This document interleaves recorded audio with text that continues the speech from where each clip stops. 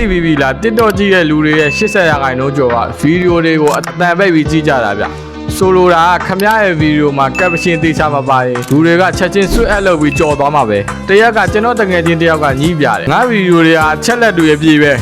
ဘာလို့ view ကရာခိုင်နှုန်းပဲရနေရတာလဲသူပြောတဲ့ဗီဒီယိုကိုသွားကြည့်တော့စကားတွေပဲတဆက်ပြောနေပြီးစာရန်တို့တလုံးမှမပါဘူးအတန်ပလန်စူညံတဲ့နေရာရောက်နေတဲ့လူဒါမှမဟုတ်ရုံးမှာအတန်ပိတ်ပြီးကြည့်နေရတဲ့လူတွေအဲ့ဗီဒီယိုကအလကားပဲလေစာရန်တို့လိုက်တော့မှသူ့ရဲ့ view တွေတီးတီးတာတာတက်လာခဲ့တယ်ကပ်ကပ်မှာစာရန်ထိုးတွေကိုတလုံးချင်းထိုင်ရိုက်နေစရာမလိုပါဘူး touch ကိုနှိပ် auto caption ကိုရွေးပြီး January နှိပ်လိုက်ရုံနဲ့ AI ကခမည်းပြောတဲ့အတန်ကိုစာသားအဖြစ်အလိုလျောက်ပြောင်းပေးတယ်ပြီးရင်တက်စတိုင်တွေက stroke ကိုအမဲရောက်ထားပါအဝါရောင်ဒါမှမဟုတ်အဖြူရောင်အဝိုင်းလာလာလေးသုံးပါ animation တွေက sprint ဒါမှမဟုတ် brown ကိုသုံးရင်စာသားတွေကခုန်ထွက်လာပြီးကြည့်ရတာပိုတက်ကြွသွားလိမ့်မယ်စာသားတွေကိုကစားတက်ပြီးဆိုရင်တော့မနက်ဖြန် day 4မှာ sound effect ကြောင်းသွားမယ်မလွတ်စင်နေအောင်နော်